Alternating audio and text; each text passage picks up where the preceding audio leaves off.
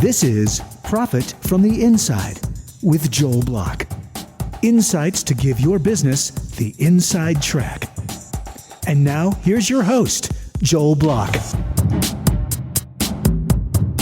Executive, you probably worry about how much revenue is going to come in the next 6 to 12 months. Does that mean you need more salespeople, or is it symptomatic of something else? To answer that question, Dave Lorenzo. Dave, welcome to the show. Hey, Joel, thanks for having me on. It's great to be here. Yeah, companies, sometimes the obvious answer isn't always the right answer, but it's what people tend to do. So if you're worried about coming up short over the next 6 or 12 months, is hiring more people the right move? Not necessarily, Joel. So the thing that I like to focus on when I talk to people about this is let's talk about the depth of relationships that your salespeople have. And an easy way that you can gauge the depth of those relationships is bring your salespeople in and sit around the table with them and say, talk to me about the problems our clients are facing. I don't care if it's a problem that we currently have a solution for. I want to know what's keeping our customers up at night. Your best salespeople will immediately, right off the bat, be able to articulate 2, 3, 5 problems that their customers are having. And they would say, CEO, I wish I had the solution to this because everybody's asking for this. The transactional salespeople are going to sit there like bumps on a log, and they're going to be frozen like a deer in headlights, because those are the people who, as the saying goes with the carpenter, they only got a hammer, right? So every problem looks like a nail. Well, that's kind of what I'm sitting here thinking. Is there are a lot of salespeople who don't have any idea what happens inside the building of their customers. They just sell the product, drop it off, and move on to the next thing. So there are clearly 2 entirely different types of sales, and inside that there are infinite other types. But you have the hit it and quit it, kind of just go real fast kind of people, and then you have those people that develop some long-term relationships. So could you kind of define a little bit better what you're talking about? Yeah, absolutely. I think you're spot on. I call the first type hit and run salespeople. So they're very transactional, right? They're in there, they got a widget, and they're trying to sell everybody a widget. So the example that I give people all the time is from the credit card processing world. I've worked for years with Heartland Payment Systems. They're now a global payments company. It's a national payments company. They got 2 types of people in Heartland. They're the people who sell 15 pizza shops a day on credit card processing. Then there's the second type. And that second type, they make sales calls, maybe 3 sales calls a day on banks. And what they're doing with the banks is they're telling the banker, hey, listen, I've got these customers that need really good banking relationships. Let me introduce the customers that need banking relationships to you. And in return, someday you're going to introduce your clients, some of your clients to me, and maybe I can get their credit card processing business. So think about that for a minute. The second person, relationship salesperson, makes 3 calls a day, and they get 20 or 30 clients over the next month as a result. The first guy, he's out there banging on the door of 20 pizza shops to make 1 deal, right? So the person who's the relationship salesperson, once they get into that business, they're talking to the CEO, they're finding out what's going on, and the CEO tells them, you know what I'm really struggling with? I wish you knew somebody who could help me with payroll processing.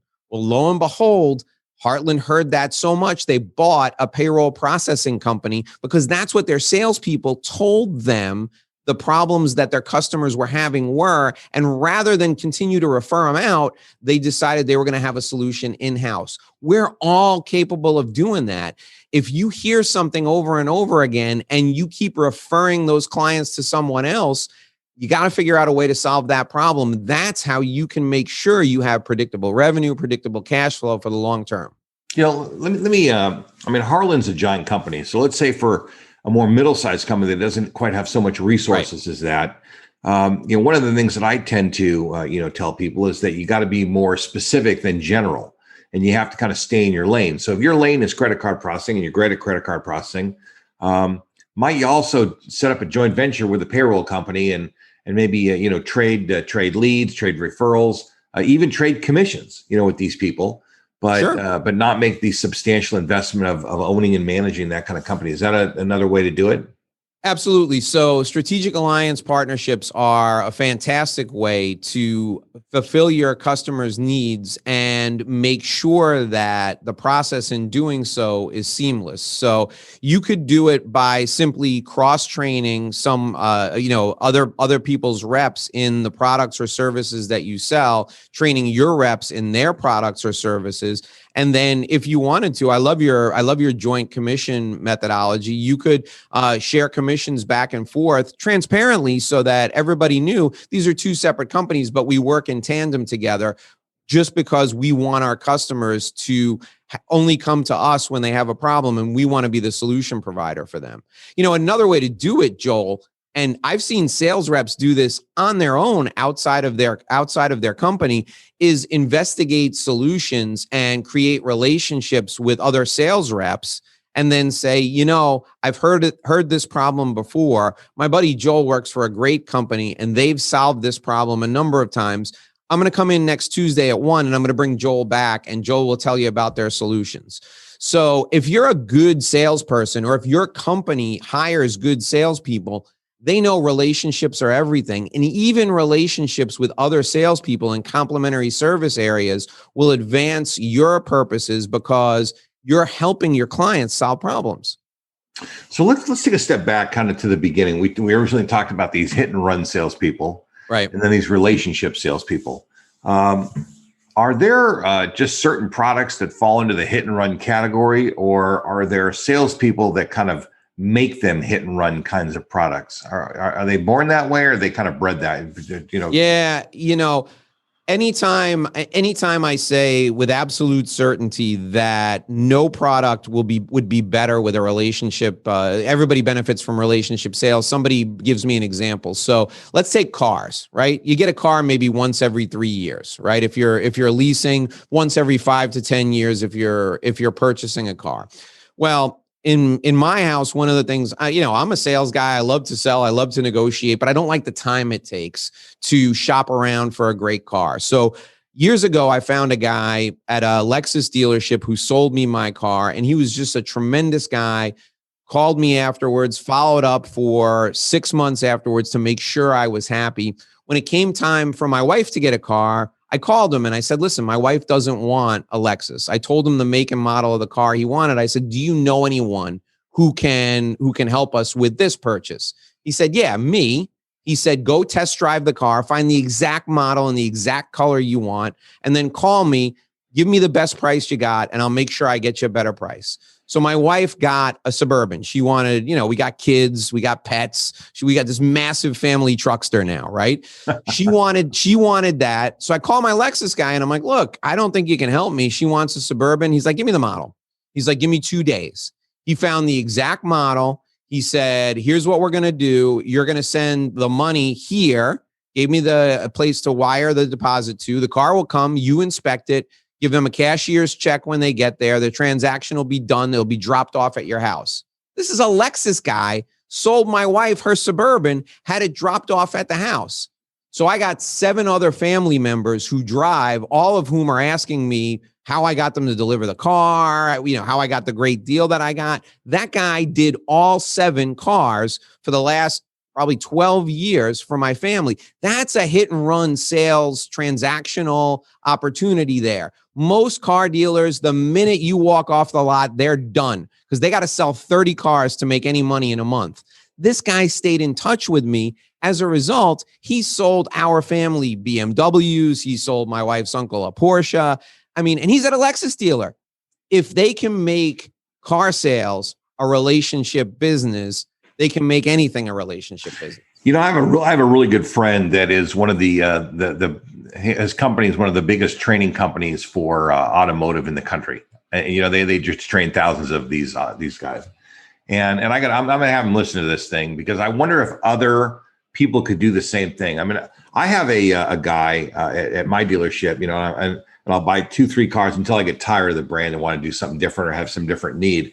But, I lease cars. I like to do it in a very specific way. I'm very particular about how I organize the lease. And the guy kind of gets the pattern. So I call him up. Hey, listen, no fooling around. I'm going to buy a car. He knows that I bought many, many cars from him. And it's like he knows I'm going to come through. So I'm not pulling on your leg. Just make it happen, give me the best deal, and tell me what it's going to be, and let's take a look, and I'll say yes or no. And but I never thought about going outside the brand, because I'll stay with the brand just because I want to stay with this guy, because I just think this guy he just takes such good care of me, and I've had that happen a couple times, through been loyal to a couple brands for the same reason. And Joel, here's the other thing, okay? And I'm going to reveal what a sucker I am, or how much of a sales guy I am. This guy now, what we do is we just go online and price the cars through Edmunds, and I show him what the price is on Edmunds, and he's like, don't worry about it. I'll beat that price. And I know he's getting a commission somehow, or there's a holdback and they pay him the whole, I don't care. I want him to make money. Just he makes the process such a great experience for me that candidly, I would even pay a little bit more if I had to get this experience. And the members of my family think he's like a private car broker. Some of the other members, like my wife's uncle, he doesn't know this guy works at a Lexus dealership. He just calls him and tells him what he wants. I mean, I got to tell you that is relationships trump everything, Joel. Relationships trump everything. That's quite an amazing story. I mean, if a car dealer could do it, they don't have the reputation of being such great relationship people. Although I will tell you, there are a couple of them that are just home run hitters. They are the best relationship people going, and they build remarkable followings, and they do awesome. So give us another example. Let me give you another example. Yeah. So years ago, like 100 years ago, when I was younger and had a ton of energy, I worked for a hotel company, and part of my job was to do feasibility studies on acquisitions of hotels. And our game would be, we would reflag the hotel, and then 2 or 3 years after we reflag the hotel, we'd refinance. The owners would pull their original investment out, and they'd pay back the financing, because the hotel the value would increase in the hotel.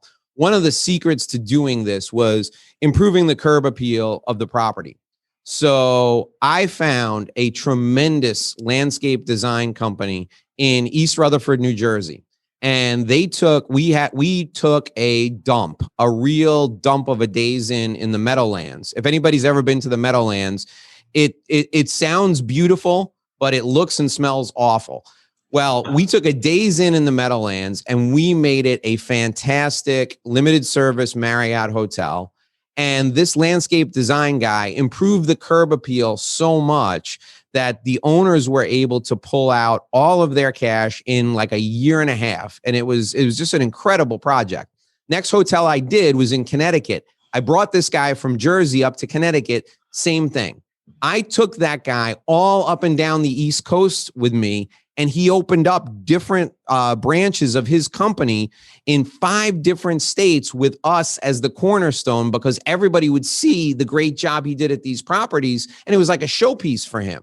So think about the landscapers that they're just going around, from even commercial landscapers, from business to business, saying, hey, listen, I can do this job for less. This guy had a prestige company, was able to charge prestige pricing because of the way he took care of me, because of the relationship he and I had together. I mean, it's just a no-brainer. It really is.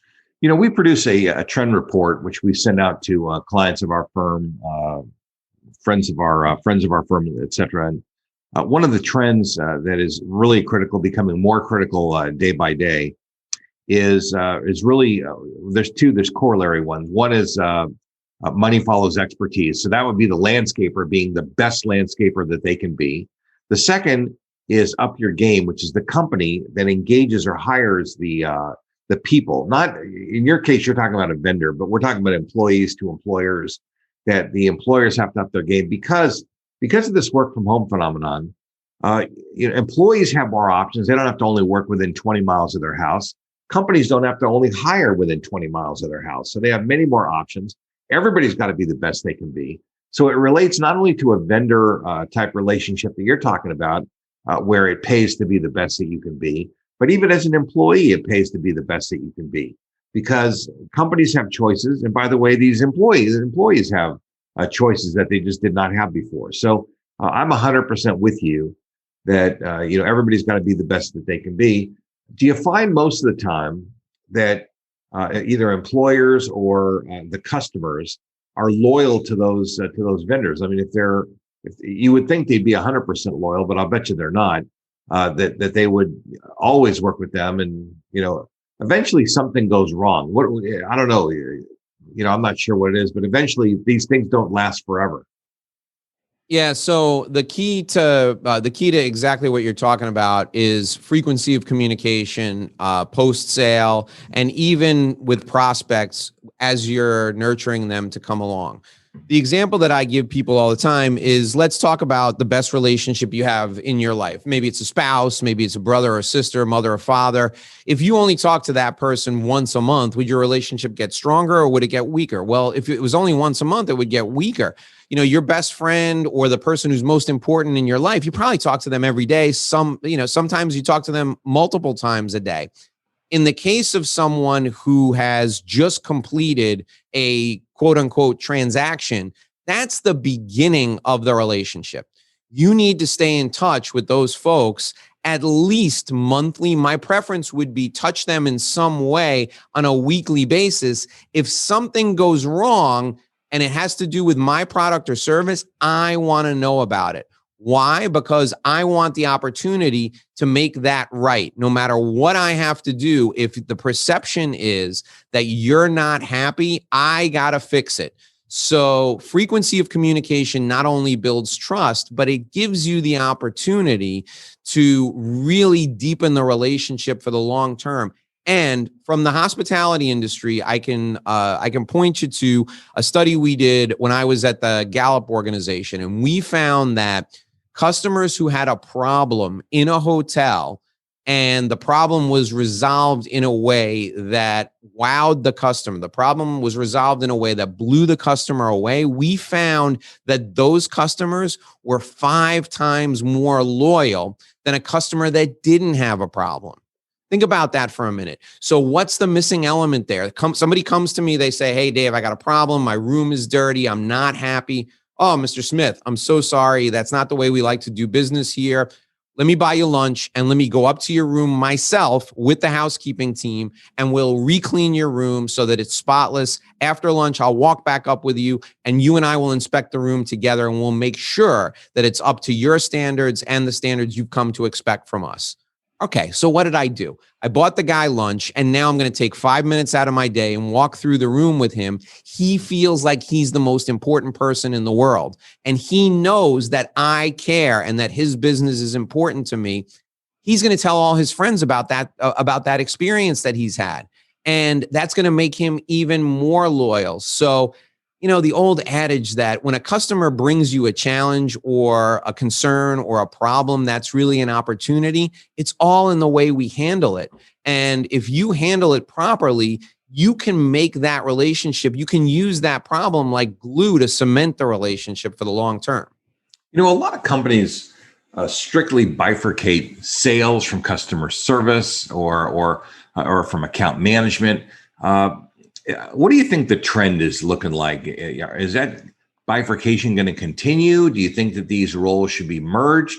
Because what you're talking about is where salespeople are not just selling. And by the way, that means that commission structures and quotas and everything have to be restructured to accommodate this role. But what do you think is likely to happen?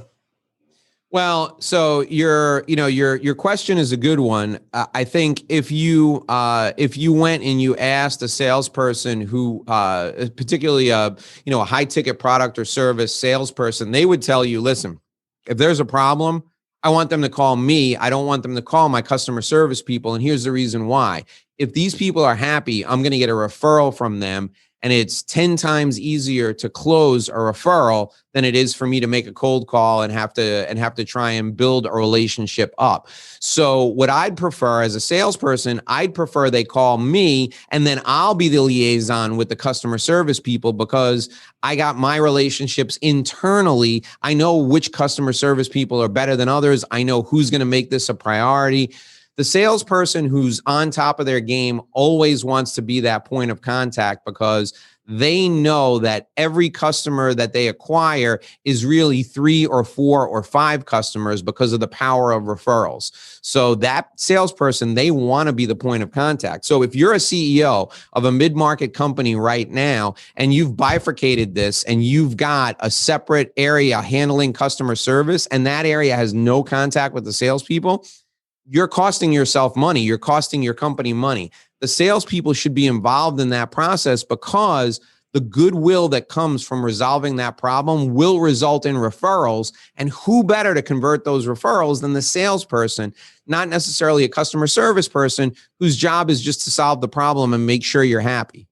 Well, I would say most salespeople would probably line up with that, relationship-related salespeople. But I think rather few companies kind of operate that way. I mean, I think that they pay salespeople to sell, and they pay customer service people to service, and it ends up not being an optimized situation. So yeah, I think you're right. I mean, and you know why that is, Joel? Because relationships are hard. Right? It's easier to train someone about needs, benefits, and features, right? So it's easy for me to ask you 3 questions, find out what your needs are, and then tell you how the benefits of my product will help fill those needs, and then show you the features and get you excited. And then once you're excited, you sign on the dotted line, and then I disappear. It's easier to train me to do that than it is to hire somebody who at their core is empathetic, somebody who can ask questions to uncover not just what you need today, but ask questions to uncover what you're going to need down the road. It's hard to find those people. And then once you find them, it's really hard to train them. Much easier to train a hit and run salesperson to spew needs, benefits, and features. And in the corporate world, we always like to take the easy way out, right? If you build your sales force around relationships, number 1, you're going to need fewer salespeople. Number 2, the lifetime value of your customers is going to go through the roof. And you're going to be able to predict your cash flow in advance, because your salespeople will uncover secondary, tertiary, and 4th level needs. And then you can structure your company to hopefully solve those problems down the road. This is the thing that is, candidly, the bane of my existence, because I go into places and I tell them, let's hire the right people who are empathetic and who can ask the right questions. And I hear all the time, "Oh, it's too hard. I need salespeople tomorrow, Dave." How do you do that? How do you find these kind of high quality people? And then I have a second question, and that is, does the company worry that the customer is going to be more loyal to the salesperson than they are to the company? And if the salesperson ever leaves to a competitor, they're going to take them with them. Well, let's take the second part first, okay? And the second part, by taking the second part first, I'll answer the first part. If your whole company is structured around relationships, what happens is you, as the business owner in a mid-market company, realize that your key to success, because you can't touch every customer yourself, is hiring people who feel the same way about the customer that you feel, and then you treat your employees as if they're your customer. Too often, I met with, years ago, having been steeped in the Marriott culture, I met with a person who owned a glorified hardware store, one of these big box hardware stores. I'm not going to throw the guy under the bus. And his deal was, he would say over and over again, "Hey, we just need X number of bodies on the floor, because if we put that many bodies on the floor, that equals X number of dollars at the register." And the answer was not more bodies on the floor. It was people on the floor who were interested in hearing why the customers came to that store, uncovering what they were trying to accomplish, and then walking them through the store to get what they needed to accomplish it. So the answer to your question is, your business has to be structured from the leadership on down to be a business that treats employees as if they're the most valuable people in the organization. Because if the employees feel valued and the employees are you demonstrate to the employees that relationships are important to you, that's what you're going to get when the employees are facing the customers. So if you're looking to hire great salespeople, the best thing you can do is give them an assessment up front that really is indicative of the level of empathy they have and the level of intellectual curiosity they have, and then align that empathy and intellectual curiosity with a training program that's designed to help them build relationships with clients. And then you, as the leader, have to demonstrate that in the way you deal with the employees. If you deal with your employees on a transactional basis, your employees are going to deal with their customers on a transactional basis. But if you're concerned about the employees and you deal with them from the standpoint of treating them as human beings and rewarding them and recognizing them based on the mission, the purpose, and the overall goals of your organization, you're going to find they're going to treat their customers the same way. Yeah, listen, I'm with you. I think that the management of the organization has to be part of this, customer service initiative. The salespeople have to be part of it. The accountants have to be part of it. I've always believed everybody sells. Either you sell or you anti-sell. You're either attracting people to the company or away from the company. So in that case, even the janitor, even the lowest person on the totem pole, whoever that person is in your organization, can have a negative impact on a customer. They may not have a lot of contact, but if they're leaving trash, if they're not cleaning properly, if they're not doing whatever, everybody can have some negative impact, and everybody therefore needs to be treated with respect. Everybody needs to be treated as a very important member of the team. I'm with you. But to go back to the hiring part, if it's hard to hire these people, how do you find them? How do you assess them? How do you determine that they're the kind of people who are empathetic and that are relationship driven? So the first thing you need to do is you need to look at where the people who embody those qualities, what industries do they gravitate toward? Where do you find them most frequently?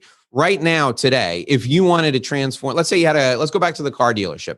Let's say you had a car dealership, you wanted to transform that car dealership, right? What industry now has the most people unemployed? The hospitality industry. You think you can find a handful of empathetic people in your community who used to work in the hospitality industry who could be trained on handling issues related to car sales? What you have to do is you have to structure your company around the customer and the type of experience the customer wants to have. So what I would do if I had a car dealership, I live in Miami. If I had a car dealership in Miami right now, I would go out and canvass people who are in the hospitality industry who are looking for jobs. And I would find people who are the most empathetic, people who are relationship oriented folks. I would develop a behavioral interview to highlight the level of empathy that they had. And I would hire the best people from the hospitality industry. And then I would train them on how to sell cars. So you're going to say to me, okay, Dave, well, tell me about this interview. How would you develop this interview? The interview is very simple. All you're going to do is you're going to ask people to tell you specific stories about the best customer service they've ever experienced, the best customer service they've ever provided, and why those experiences were so important and so valuable to them.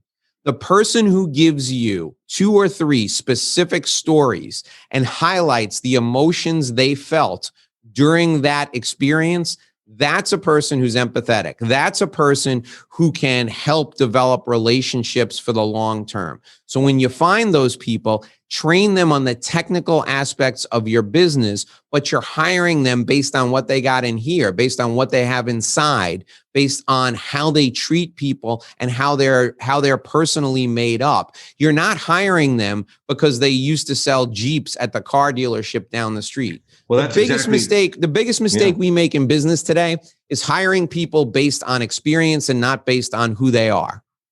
Yeah, well, that by itself, that is a big mistake. But one of the things that I wonder about, and I don't want to stereotype, management or anything too much, but I can imagine that an empathetic salesperson that might not fit into the culture of a really hard driving, hard charging sales team at a car dealership. I mean, if they've organized themselves as really hardcore salespeople, the empathetic, soft person, who may be the most effective person that they could ever find, may not be a good cultural fit, and the people hiring them may not, even like them because they just seem to be too soft and nice compared to the other people that they're used to dealing with. Yeah, so you're spot on, and here's what I've done in a couple of places where the leadership said exactly that. What we did is we would set up a competition where they would give me maybe 10 people, or they would say, we got 10 slots, you pick the 10 people, and we'll put them up against 10 people who've been here for a long time. And you train them, and then we'll turn them loose for a year. You can coach them up throughout the course of the year, and we'll see what happens. And 9 times out of 10, the people who are hired based on their internal workings, their personality, their individual makeup, and are trained properly, outperform in some cases 2-to-1 the transactional hit and run salespeople, even in the most ruthless sales jobs there are. And the reason they do that is because they're allowed to be exactly who they are day in and day out, and they're allowed to focus on growing relationships over the long term. So what do the empathetic people do that the hit and run salespeople don't do? Everybody that the empathetic people meet, the empathetic people stay in touch with them, and they nurture them forever. So 7 or 8 months after they've met them, if they haven't purchased, guess what happens? They may have made a bad decision, the customer, and they come back to them and they go, I went with your competitor. It was a big mistake. You've been communicating with me this whole time. I'm going to give you a shot. Let's make it right. The hit and run salespeople, they got to go out and work twice as hard because they're churning through prospects like crazy. So the best thing they can do, remember, I'm old enough to remember the Pepsi challenge. Remember on TV, they used to put cans of Coke on one side, cans of Pepsi, and cover them up. And people in supermarkets would drink them and they would say, I like this one. Oh, it's Pepsi, right? And they would say, take the Pepsi challenge. In your own business right now today, do the Pepsi challenge. Hire 2 people based on their ability to develop relationships, give them the tools and training they need, and then compare their results after a year to the other 2 people that you've hired who are just going through the hit and run sales training, and let's see who does better. Yeah. Well, listen, man, this is the inside track on steady revenue. It's all about relationships. It's all about, really finding people who can connect with the customers in a different way. And maybe the hardcore sales days of the 80s and 90s are behind us because maybe they're not working anymore. So, or maybe that's a conversation for another time. But Dave, listen, man, thank you very much for being on the show. Thanks for sharing your insights. This has been an awesome conversation. Joel, it's been a pleasure. Thank you for having me. I really appreciate it. Very good, man. We'll be in touch. You've been listening to Profit from the Inside with Joel Block.